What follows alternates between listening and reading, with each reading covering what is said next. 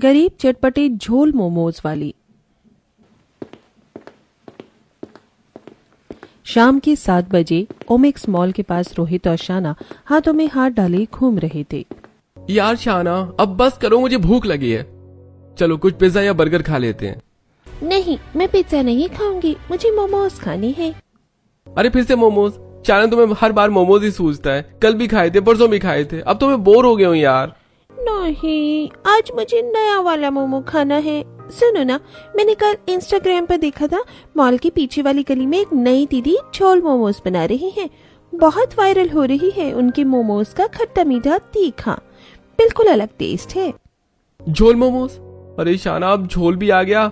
मैंने तंदूरी सुना, शेजवान मलाई सुना, चॉकलेट मोमोज भी सुना, लेकिन ये झोल मोमोज, ये क्या नया झोल है यार। अरे यार सच में, वो दीदी नेपाल स्टाइल झोल मोमोज बनाती है। लोग कहते हैं कि एक बार खा लोगे तो बार बार खाने का मन करेगा।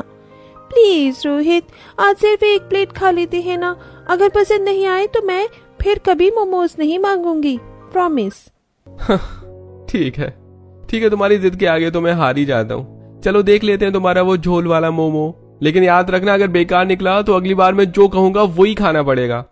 हाँ, चलो जल्दी, वो गली में ही है, मैंने लोकेशन देख रखी है। दोनों हंसते मजाक करते हुए मॉल के पीछे वाली गली की तरफ चल पड़ते हैं। दूर से एक छोटा सा स्टॉल दिखाई देता है।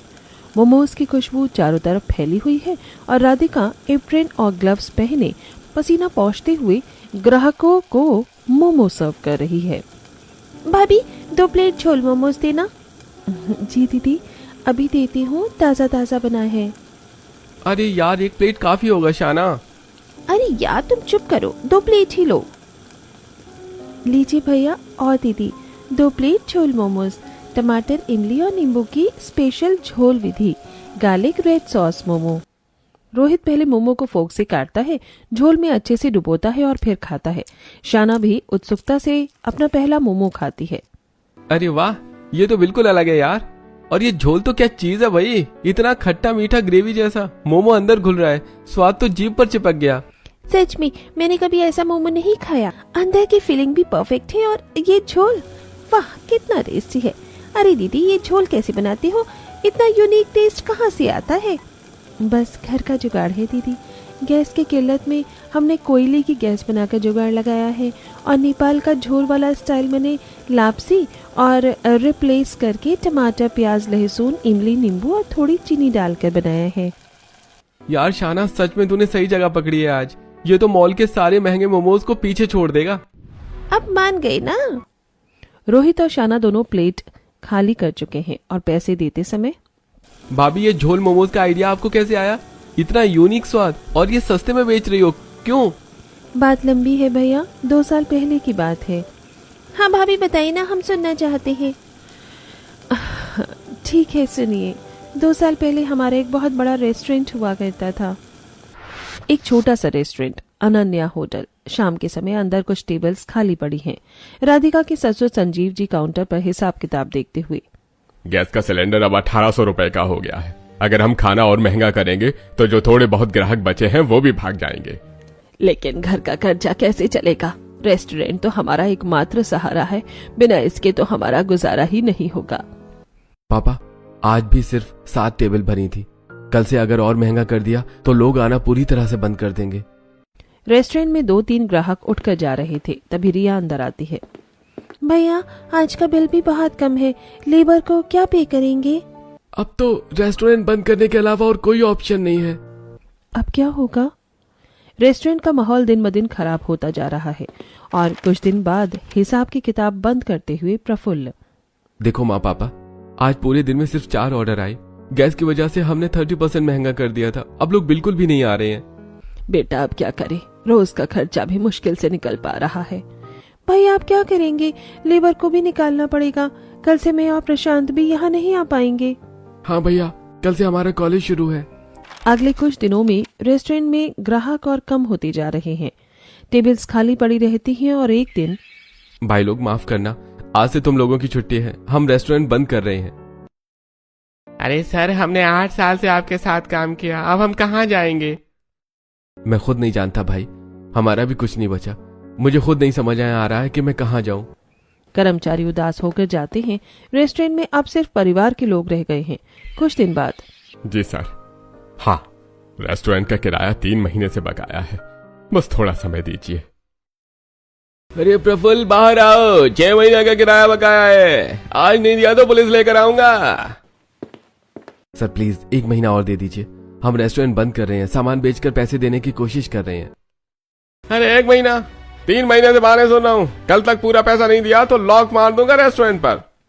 अगले दिन रेस्टोरेंट के शटर पर टू लेट और क्लोज का बोर्ड लग जाता है। परिवार के सभी सदस्य बाहर खड़े होकर रेस्टोरेंट को आखिरी बार देख रहे हैं। सभी सामान समेटकर अपने किराए के छोटे से 1 BHK फ्लैट में वापस आ गए। बेटा, आज आखिरी दिन था, रेस्टोरेंट वाले मालिक ने खुद शटर डाल दिया, अब वो जगह भी हमारे पास नहीं रही। हाँ माँ, 12 साल की मेहनत एक झटके में खत्म हो गई। अब हम किराए के इस मकान में भी नहीं रह सकते। 10,000 रुपए किराया है, पिछले महीने का भी बकाया है। मकान मालिक रोज फोन कर रहा है। भैया, आज दूसरा घर देखने गए थे, एक भी घर 8,000 से कम नहीं मिल रहा है। महंगाई तो देखो, हर चीज के दाम आसमान छू रहे हैं। राशन भी खत्म होने वाला है। माँ, आज राशन की दुकान पर भी उधार नहीं मिला, बोले पहले पुराना बकाया चुकाओ। भैया, अनन्या की स्कूल फीस भी 2 महीने से नहीं भरी है, टीचर फोन कर रही है। बच्चों, अब तो लगता है हमें कोई और काम ढूंढना पड़ेगा। हाँ पापा, हम लोग रेस्टोरेंट चला सकते थे, लेकिन अब वो भी नहीं बचा। यहाँ शहर में रहकर हम क्या ही कर सकते हैं। लेकिन हमें खाना बनाने के अलावा और कुछ आता भी तो नहीं है। बेटा, अब तो लगता है गांव चलना पड़ेगा। तुम्हारी सास का मायके से दहेज में मिला पुराना छोटा सा घर है, वहाँ कम से कम किराया तो नहीं देना पड़ेगा। हाँ, यहाँ रहकर तो हम भूखे मर जाएंगे। वहाँ कम से कम छत तो सर पर होगी।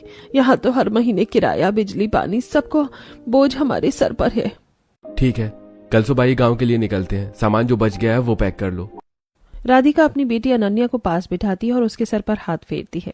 अगले दिन सुबह पुराना सामान, बर्तन और कपड़े ट्रेन में लेकर पूरा परिवार गांव के लिए निकल पड़ता है और थोड़ी देर में गांव पहुंचते हैं। ये रामा पुराना घर, कम से कम अब किराए की टेंशन तो नहीं रहेगी। हाँ बेटा, लेकिन अब काम धंधे का क्या जुगाड़ करेंगे? सासू माँ, अब हम यहीं बैठकर सोचते हैं, कुछ न कुछ तो करना ही पड़ेगा। गांव पहुंचने के बाद 4-5 दिन ऐसे ही गुजरते हैं और एक शाम छोटे से घर के आंगन में पूरा परिवार बैठा है। राधिका चूल्हे पर रोटियां सेक रही है। भाभी देखो देखो, मैं 20 रुपए के 10 मोमोज लेकर आया हूँ। गांव के नुक्कड़ पर बहुत सस्ते मिल रहे हैं। अच्छा, दिखा तो, इतने सस्ते कैसे मिल गए? लो भाभी, गरम गरम है।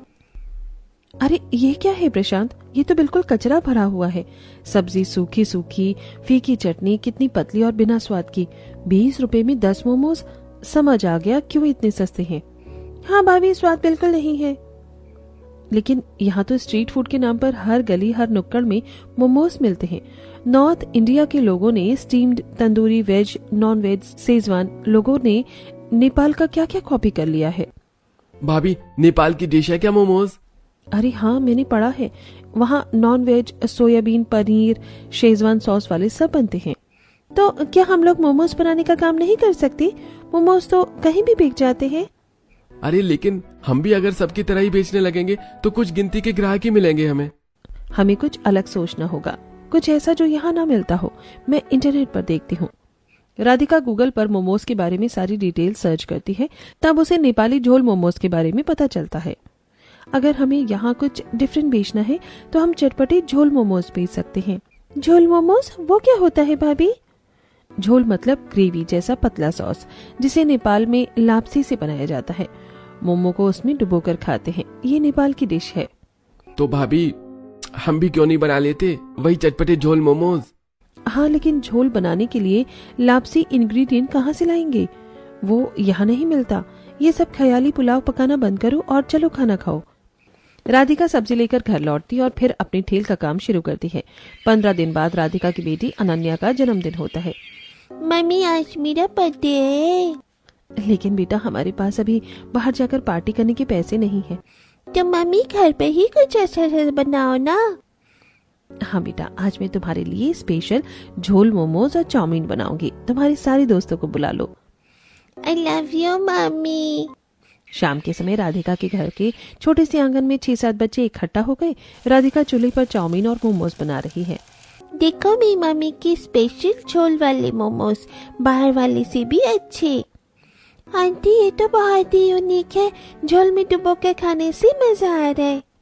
आंटी मैं भी यही वाला खाऊंगा, आप ये वही वाला बनाती हो ना। ठीक है बच्चों, सबको एक्स्ट्रा झोल दे रही हूँ। बच्चे चाट चाट कर सब खा जाते हैं और तारीफ करते हैं। रात को बच्चे अपने अपने घर लौटते हैं और बच्चे घर जाकर पेरेंट्स को बताते हैं। पापा आज रिया के बर्थडे पर उसकी मम्मी ने झोल मोमोज बनाए थे, झोल में डुबो कर खाए तो मजा ही आ गया। अच्छा कल मैं जाकर देखती हूँ। मम्मी अभी आंटी से ऑर्डर करो ना, बहुत टेस्टी है वो। अगले 2-3 दिन में 4-5 घरों के पेरेंट्स राधिका के स्टॉल पर आने लगते हैं। राधिका जी, मेरी बेटी ने बताया आपके झोल मोमोज के बारे में, बड़ी तारीफ कर रहा था।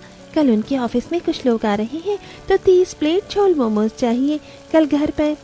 जी दीदी, कल शाम तक डिलीवर कर दूंगी। और मेरे लिए 15 प्लेट चाउमीन और 15 प्लेट झोल मोमोज, कल बच्चों को बहुत पसंद आए थे। ठीक है। देखा हमारी बहू के चटपटे झोल मोमोज कितने फेमस हो रहे हैं, धीरे धीरे ऑर्डर्स आने लगे हैं। राधिका अब रोज 40-50 प्लेट बेचने लगी। घर में छोटा सा किचन और स्टॉल दोनों चल रहे हैं। और 1 महीने बाद हाँ सर, 80 रुपए प्लेट झोल मोमोज और चाउमीन चाहिए, कल स्कूल फंक्शन के लिए डिलीवर कर देंगे। देखा प्रफुल्ल, अब लोग गरीब बहू के चटपटे झोल मोमोज को जानने लगे हैं। कल 100 प्लेट का ऑर्डर आया है। बहू तूने तो नाम कमा लिया।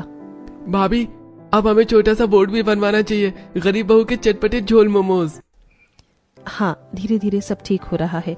पहले सिर्फ घर का खर्चा निकल रहा था, अब थोड़ा थोड़ा बचत भी होने लगी है। हर दिन ऑर्डर्स बढ़ते जा रहे हैं। 2 महीने बाद अब राधिका के स्टॉल पर रोज 70 से 80 प्लेट बिक रही हैं। उसी दिन आज फिर से 150 प्लेट का ऑर्डर आया है। पड़ोस की आंटी की बेटी का नामकरण है। अच्छा, तो आज रात तक पूरा करना है। चलो सब मिलकर काम करते हैं। पूरी फैमिली रात भर जाकर मोमोज बनाती है। राधिका झोल तैयार करती है, रिया फिलिंग बनाती है, प्रशांत स्टीम करता है। सुबह 150 प्लेट पैक करके डिलीवर कर दी जाती है। पहली बार 150 प्लेट का ऑर्डर पूरा किया है, बहुत अच्छा लगा। 10 दिन बाद राधिका जी, मेरी बेटी का बर्थडे है, 80 प्लेट झोल मोमोज और 80 प्लेट चाउमीन और मंचूरियन चाहिए। जी, कल शाम 6 बजे तक डिलीवर कर दूंगी। पार्टी वाले दिन राधिका खुद डिलीवरी करने जाती है। पार्टी में उसकी काफी तारीफ होती है और 1 महीने बाद शाम को फोन आता है। क्या शादी में केटरिंग का ऑर्डर? जी जी हम तैयार हैं। अरे सुना तुमने राधिका, अब शादियों में भी झोल मोमोज और चाउमीन चाहिए। 500 प्लेट? इतना बड़ा ऑर्डर पहली बार? हाँ, लेकिन अच्छे पैसे दे रहे हैं, हमें पूरी करना ही पड़ेगा। अब तो हमें और मदद की जरूरत पड़ेगी। चलो पड़ोस की 2 औरतों को बुला लेते हैं, वो मदद करेंगी। शादी से 1 दिन पहले पूरा घर मोमो फैक्ट्री बन जाता है। राधिका रात भर झोल बनाती रहती है। सुबह 6 बजे तक 500 प्लेट तैयार कर लेती है और डिलीवर कर देती है। अरे भाई, ये क्या नया मोमो है, झोल के स्वाद, अरे स्वाद तो कमाल का है भाई। अरे भाई, राधिका को बुलाकर तुमने तो शादी का खाना यादगार बना दिया, अगली बार भी तुम ही से लेंगे। जी धन्यवाद। शादी के बाद राधिका घर लौटती है, परिवार उसे गले लगाता है। भाभी अब तो हमें गरीब बहू के चटपटे झोल मोमोज के नाम से पहचान मिल गई है। 3 महीने बाद झोल मोमोज का बिजनेस और अच्छा चल रहा था। अब रोज 150-200 प्लेट बिक रही थी। साथ में कैटरिंग ऑर्डर से परिवार के पास थोड़ी बहुत बचत हो गई थी। पुरानी झोपड़ी वाला किचन अब छोटा पड़ने लगा है। इस महीने 28,000 रुपए प्रॉफिट हुआ है। किराया, राशन, बेटी की फीस सब निकल गया। अब थोड़ा पैसा बचने लगा है। हाँ प्रफुल्ल, पहले तो रोटी दाल के लिए भी टेंशन थी। बहू अब तो हमें अपना छोटा सा घर बनवाना चाहिए, ये झोपड़ी तो बस टेम्परेरी थी। हाँ बेटा, गांव में ही 2 कमरों का पक्का घर बनवा लेते हैं, छत टीन की नहीं सीमेंट की, और आंगन भी बड़ा बनवाएंगे। पापा जी आपने सही कहा, हम लोग अब जल्दी अपना घर बना पाएंगे। हाँ राधिका, कल ही मिस्त्री को बुला लेते हैं। मिस्त्री ईंटें लगा रहा है। राधिका और सारा परिवार मदद कर रहा है। राधिका दिन में स्टॉल चलाती है, शाम को घर की देखभाल करती है। धीरे धीरे झोपड़ी से पक्का घर बनकर तैयार हो जाता है। पूरा परिवार सामान शिफ्ट कर रहा है। नया पक्का घर, सफेद दीवारें, छोटा आंगन, नया चूल्हा, सब तैयार हो जाता है। देखा प्रफुल्ल, देखो हमारी झोपड़ी से ये घर बन गया। मैंने कभी सपने में भी नहीं सोचा था। ये सब तुम्हारी मेहनत का नतीजा है राधिका। झोल मोमोज ने हमारी जिंदगी बदल दी। भाभी अब स्टॉल भी घर के सामने लगा सकते हैं। हाँ, मैं भी यही सोच रही हूँ। सब हंसते खेलते सामान रखते हैं। राधिका पहली